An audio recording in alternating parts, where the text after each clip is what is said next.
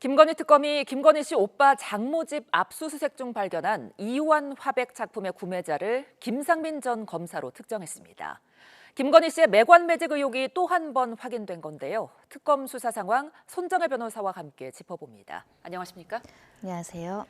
예, 자 특검이 김건희 씨 사돈댁을 이제 압수수색하면서 이완 작가의 이제 작품을 한 점 발견했는데, 이 그림의 구매자로 지금 김상민 전 검사를 지목하고 있는 거죠? 그렇습니다. 김상민 전 검사가 구매한 정황들을 포착하고 지금 이와 관련해서 금품수수 의혹에 대한 수사를 진행하고 있습니다. 이완 화백의 그림 같은 경우는 진품인 경우 가치가 굉장히 높기 때문에 상당히 고가의 미술품을 이제 전달했다 이런 의혹을 받고 있는데요. 관련해서는 일단 사돈집서 발견이 되어 있고 실제 이 추적을 한 결과 대만의 경매장에서 3천만 원에 최초의 한국인이 이것을 구매를 했고 인사동 하랑을 통해서 한국으로 들어와서 실제 김상민 전 검사가 구매한 금액은 1억 2천만 원 상당으로 알려지고 있습니다. 네. 이 그림과 관련해서 어떠한 경로로 이 사돈집에 갔는지 그리고 실제로 이 금품을 전달하고 인사청탁이라든가 공천과 관련한 부정한 청탁을 했는지가 핵심적인 수사 사항이라고 보시면 될 것 같고요. 네. 그 당시 정황 그렇습니다. 김상민 전 검사는 검사인 신분인 자가 공천 선거 과정에 나오겠다라고 갑자기 의견을 밝히면서 많이 주목을 받았었는데 그때 김상민 전 검사와 관련해서 김영선 전 의원이 김건희 여사가 김상민 전 검사를 잘 지원해줘라. 만약에 이 공천 받아서 당선되게 하게 해준다면 장관 자리나 공직자 자리를 주겠다 이런 취지의 진술을 했다라고 김영선 전 의원이 이제 진술하고 있고 명태균 씨도 이와 관련해서 김 전 검사를 줘라. 조국 사건을 하면서 굉장히 고생을 많이 했다라는 취지로 김건희 여사가 진술한 부분을 확인시켜주고 있는 만큼 이 공천을 개입하고 실제로 이런 공직과 관련한 약속을 구체적으로 했는지 그리고 그 과정에서 이렇게 고가의 그림을 받았는지 여부가 핵심적인 사안입니다. 지금 명태균 씨는 김건희 씨가 조국 수사 때 김상민 전 검사가 고생을 많이 했으니까 챙겨줘라 이렇게 말했다고 주장하고 있는데요. 이렇게 되면 김건희 씨의 매관 매직 의혹이 또 하나 추가가 되는 거죠? 그렇습니다. 다른 사건들도 마찬가지로 비슷한 패턴을 보이고 있는데요. 평소 친분 관계가 있거나 교류를 했던 사람들 중에 특정한 어떤 물건이라든지 기금속, 그림 이런 것들을 받고 인사청탁이라든가 공천이라든가 사업상 특혜와 이익을 준 것이 아니냐라는 갖가지 의혹들이 나오고 있는 상황인데 목걸이부터 시계부터 금 거북이부터 지금은 이제 그림까지 지금 수사가 진행되고 있다라고 보시면 될 것 같고요. 이 이우환 그림 같은 경우는 워낙 희소하고 고가이다 보니까 그 구매자를 추적하는 게 어렵지 않은 그림입니다. 네. 그리고 실제 수사기관에서 진품이로까지 감정해서 확인이 된 만큼 이 고가의 그림이 왜 사돈집 댁에 있었는지부터 확인하는 여러 가지 수사가 진행돼야 될 것 같습니다. 네, 이 김상민 전 검사가 국민의힘 공천에서는 탈락했지만 국정원의 법률 특보로 임명이 됐잖아요. 이 부분에 대한 이제 조사가 좀 필요할 것 같은데 김 전 검사를 조만간 소환하겠죠? 소환해서 당연히 이 구입을 누가 했는지, 자금의 출처는 누구인지, 실제로 이것을 전달받고자 하는 최종 기속처가 누구인지에 대한 진술을 해야 되는 것으로 보이고요. 공천에서는 컷오프 됐지만 그 후에 국정원의 법률특보로 임명이 됐습니다. 예. 이렇게 국정원에 임명되는 과정에서 윤 전 대통령의 모종의 역할이 있었는지 김건희 여사와 한 2차례 통화한 것으로 알려지고 있는데 네. 그 2차례의 통화 과정에서 어떤 대화를 주고받았는지 굉장히 중요할 것 같고요.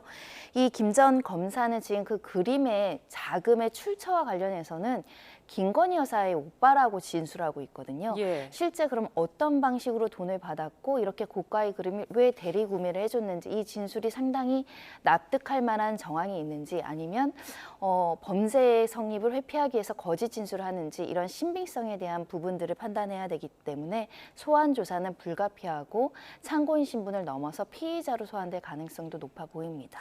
그런데 이제 김건희 씨가 특검 조사에서 나라면은 이 작품을 구매하지 않았을 거다 이런 식으로 지금 답을 했다고 전해지고 있는데 이 수사 관련해서는 어떤 부분이 변수가 될까요? 이 진술이 진실이라고 한다면 첫 번째로는 내 소유권이 아닙니다. 내가 받은 게 아닙니다. 이렇게 그 범행 사실과 관련한 부인하는 취지, 무고하다라는 취지의 답변이 섞여 있는 것이고 특히 본인이 그림에 대한 조회가 굉장히 높은 그 업무를 담당하다 보니까 이 그림 자체는 모조품이 많아서 실제 실제로 내가 원해서 받은 것도 아니고 내가 만약 이걸 살려고 했다면 이걸 사지 않았을 것이기 때문에 나는 이것을 받은 바도 없고 이 그림을 사거나 주고받은 사람과 분리되어 있다. 나는 저거 모르고 나라면 사지도 않았을 것이고 모조품이 너무 많은데 이런 취지는 결국은 김전 검사가 이 그림을 샀다고 하더라도 내게 아니다. 나는 모른다. 나라면 절대 이런 것들을 사지도 않고 받지도 않고 요구하지도 않았을 것이라는 간접적인 부인의 진술로 봐야 될 것 같은데요. 진술의 신빙성은 또 다른 정황으로 확인해 나가야 될 것 같습니다. 네, 그런가 하면 김건희 특검팀이 다음 주 9일 한학자 통일교 총재에게 이제 출석을 통보했는데 조금 전에 이 한 총재가 불출석 사유서를 제출했습니다. 그렇습니다. 건강상의 이유로 이제 불출석 사유서를 제출했고 일부 또 합리적인 이유를 개진한 것 같습니다. 네. 그러니까 그제 이제 관련한 시술, 병원에서 시술을 받았고 회복 중이고 지금 퇴원한 것으로 알려지고 있지만 건강상이 여러 가지 어려움이 있기 때문에 서면 조사나 방문 조사를 할 것을 요구했다라고 알려지고 있는 상황이고요. 일단 특검에서 이것을 받아들일지는 조금 더 지켜봐야 되겠습니다. 회복하는 데 필요한 시간 그리고 이제 피의자 신분으로 소환되는 것만큼 관련된 조사의 시간 이런 것들은 배려해 줄 가능성이 있지만 중대한 사건에 대한 수사를 서면 조사나 또 방문 조사로 한다고 한다면 특혜 논란이 빚어질 가능성이 있기 때문에 네. 소환 조사를 여전히 유지하지 않을까 생각하고 다만 소환 조사 일정을 일정 부분 조금 조율해 나갈 가능성은 존재한다라고 생각합니다. 네. 자, 이 한학자 총재 관련해서는 한학자 총재가 지시를 해서 건진법사 전성배 씨 그리고 윤영호 전 통일교 세계본부장이 김건희 씨 또 그리고 국민의힘에게 투트랙으로 접근했다 이렇게 지금 특검이 보고 있죠. 전방위적으로 여러 사람을 통해서 또는 전달자들을 통해서 금품이나 여러 가지 지원을 약속하고 실제로 관련된 청탁을 했다라는 것이 특검의 시각인데요. 네. 그 과정에서 전성배 씨도 있었고 윤영호 전 본부장도 있었는데 중요한 건 윤영호 전 본부장이 실제 수사기관에 나가서 내가 관련해서 금품을 전달하고 이런 관련된 정황들을 이 총재에게 모두 보고했다라고 구체적으로 진술을 하고 있습니다. 그런 예. 만큼 실제 보고를 받았는지 관련된 구체적인 지시를 했는지 그 자금의 출처가 통일교 내부의 자금이었는지 그 당시에 통일교가 하고자 했던 어떤 청탁이나 현안의 내용이 무엇인지는 반드시 확인해야 되는 것이 특검의 입장이기 때문에 소환 조사는 불가피하다라고 봐야 될 것 같고요. 특히 당에도 여러 가지 이제 역할을 그 전달을 하고 지원하겠다는 약속도 하고 또 김건희 여사한테 그 약속을 하고 이런 전방위적인 어떤 역할들을 통해서 궁극적으로는 대통령의 권한인 대통령이 여러 가지 재량적으로 판단할 수 있는 부분에 대한 청탁이 이루어졌고 윤 전 대통령에게 그러한 청탁이 전달됐는지 여부 이 연결고리를 찾는 것이 특검의 숙제 같습니다. 네, 김건희 씨는 통일교 측으로부터 이제 샤넬 가방을 선물 받고 나서 통일교 측 관계자에게 정부 차원에서 통일교에 도움을 주고자 노력하고 있다 이런 식으로 지금 말을 했다고 알려지고 있는데 그렇다면은 뇌물죄가 성립될까요?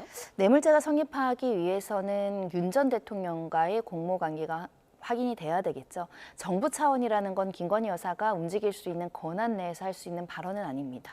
그러니까 권력자인 윤 전 대통령이 통일교와 관련한 일정한 여러 가지 역할에 대해서 이 통일교가 원하는 내용들을 확인하고 이것을 실제로 도와주기 위해서 노력한 정황들이 있는지에 대한 업무 지시 보고 내용도 확인이 돼야 될 것 같고요.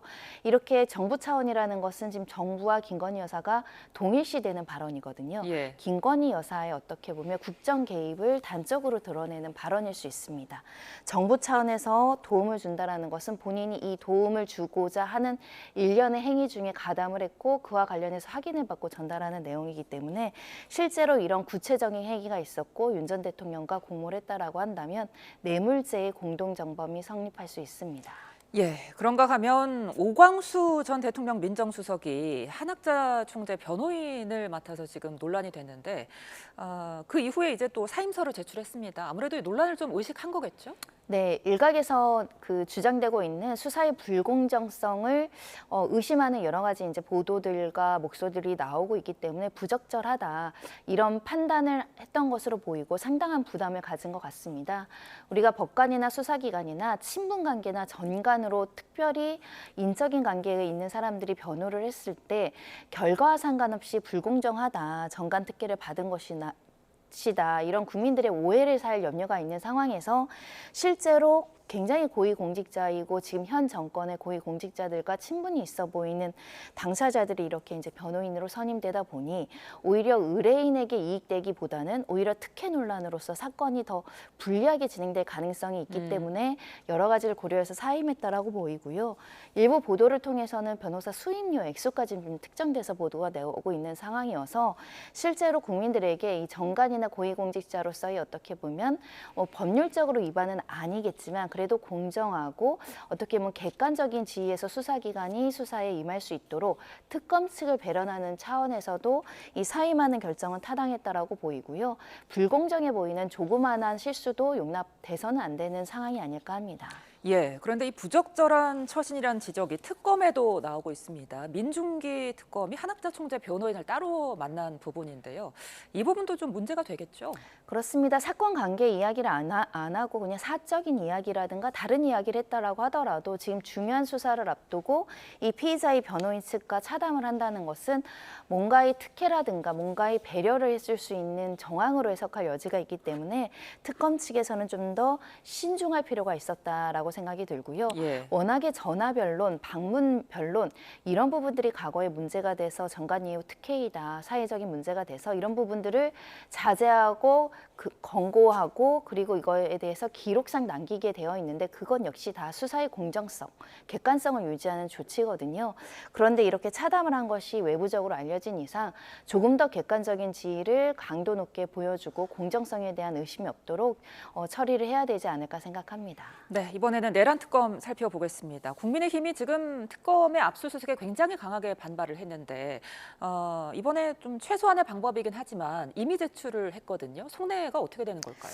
일단은 더 이상 이 반발하거나 하게 되는 경우에는 특검의 수사를 방해한다는 오명을 쓸 가능성이 있고 언제까지 대체할 수 없다라는 판단을 했던 것 같고요. 그렇기 예. 때문에 일정 부분 이 방법과 자료의 양을 한정해서 자료를 이미 제출하는 방식으로 이제 협의하지 않았을까 생각을 하고요. 특히 이 자료 검색 방식 등에 대해서 협의를 했다라고 합니다. 충분히 국민의힘 측의 의견이 반영되어 있는 압수수색 절차였기 때문에 더 이상은 거부할 수 없다라고 판단한 것으로 보이고 네. 또 특검 측에서도 최소한의 자료는 확보한 것으로 보이기 때문에 더 이상의 논란은 더 이어지지 않기를 바라고 있습니다. 그럼에도 불구하고 이제 특검과 국민의힘 대치가 이어질 걸로 보이는 게 국민의힘에서 이 압수수색 시도와 관련해서 조은석 특검을 고발했더라고요. 일단 직권남용이다라고 이제 고발을 했다라고 알려지고 있는데 그 방식이 강압적이었다라고 이제 고발을 했고 특히 이 변호인이 참여해서 응하겠다는 요구를 거절했다 이런 주장들이 나오고 있는데 일단 이 주장들이 모두 사실인지 확인할 필요가 있는 것 같고요. 이 관련해서 실제로 이 압수수색 과정에서 관계자들의 어떤 참여라든가 이런 것들이 제대로 이루어지지 않는 경우에는 압수수색 절차가 위법하다라고 판단되는 판례들이 있습니다. 예. 실제 그렇게 참여권이나 이런 것들을 보장을 안 했는지 그리고 자료를 분석하고 분류하는 과정에서 변호인들의 입회를 방해한 사실이 있는지는 명확하게 좀 확인해야 될 것 같고요. 고발을 했으니 수사기관에서 검토하지 않을까 합니다. 자, 이 관련해서 이제 추경호 전 국민의힘 원내대표는 비상계엄을 사전에 몰랐다 이렇게 계속 주장하고 있는데 앞서서 특검이 이제 압수수색을 하면서 확보한 압수물에서 이 발언의 어떤 사실 여부가 밝혀지는 거겠죠?